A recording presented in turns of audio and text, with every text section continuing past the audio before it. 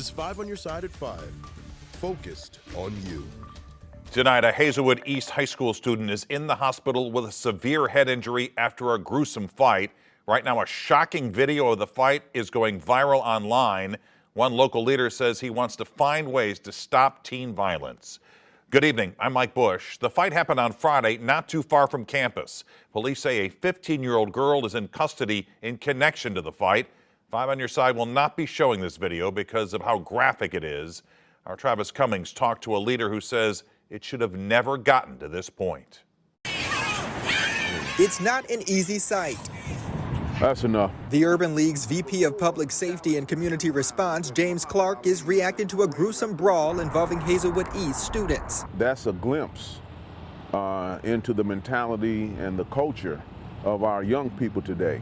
The St. Louis County Police Department says they showed up to the school Friday for a fight and that a female was taken to an area hospital with critical injuries. The Hazelwood School District put out a statement saying, quote, "It is a tragedy anytime children are hurt. Bullying and fighting in the community is an issue for which we all need to take ownership and work towards a resolution for the sake of our children." Close to 50% of schools in America have seen an increase in fighting and violence, according to a survey by the National Center for Education Statistics.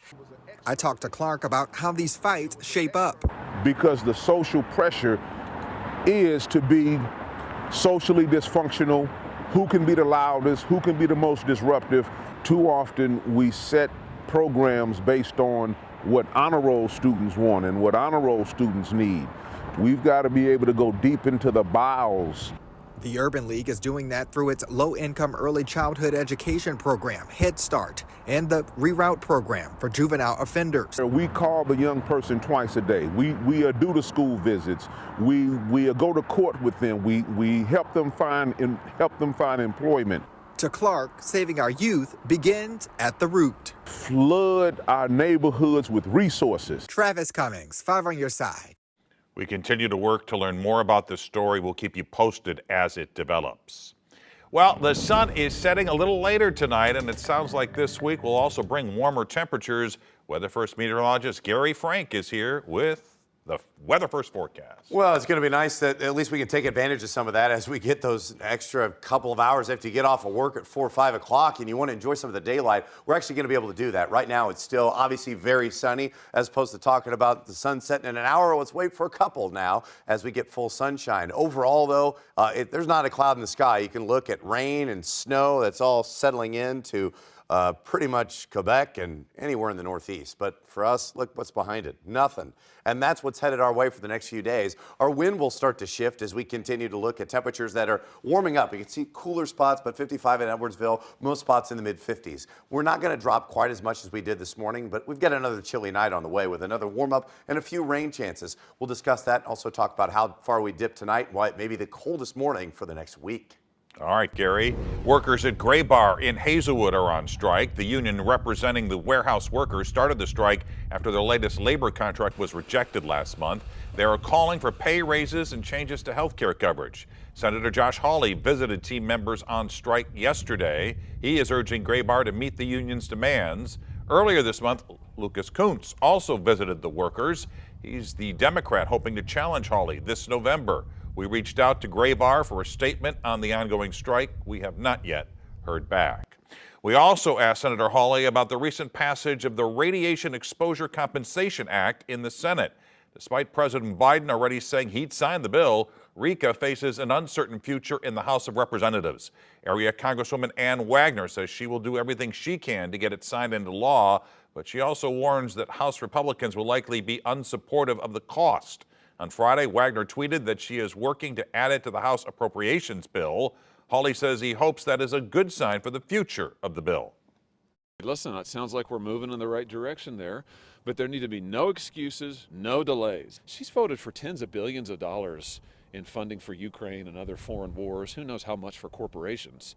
If those things are priorities, shouldn't the citizens, residents of St. Louis be priorities? I mean, that's my question. Senator Hawley also said he believes the House could get the bill passed quickly if they want to. Congresswoman Wagner says it must be passed by March 22nd. RECA is set to expire in June. President Joe Biden and former President Donald Trump held dueling events in Georgia on Saturday. Amber Worth has more as the race for the White House ramps up. The race for the White House is heating up as President Joe Biden and former President Donald Trump attacked each other in campaign events on Saturday in the battleground state of Georgia. Here's a guy who's kicking off his general election campaign on the road up with Marjorie Taylor Greene. It can tell you a lot about a person who he keeps company with. What a presidency, what a president, most incompetent president we've ever had. The worst president. Biden repeated his view of the 2024 election, calling it a battle for the soul of the nation, while Trump attacked the president's State of the Union address earlier this week. Donald Trump sees a different America, an American story of resentment, revenge, and retribution. That's not me, that's not you. We all heard Crooked Joe's angry, dark, hate-filled rant of a State of the Union address. Didn't it bring us together? Trump reached out to disillusioned Democrats to join him in retaking the White House. I extend an open hand, an open invitation, and I ask you to join us on the noble quest of saving our country. While Biden blasted Trump for hosting authoritarian Prime Minister of Hungary, Viktor Orban, at the Mar-a-Lago Club Friday. My lifetime has taught me to embrace the future of freedom and democracy. And Trump and I have a very different value set, if it isn't obvious already. I'm Amber Worthy reporting. North County is kicking off St. Patrick's Day celebrations a little early. The Society for St. Patrick's Day hosted its parade this afternoon in Florissant. It made its way down St. Francis Street, ending at the Knights of Columbus Duchesne Council Home Association grounds. The Irish Festival is underway there right now.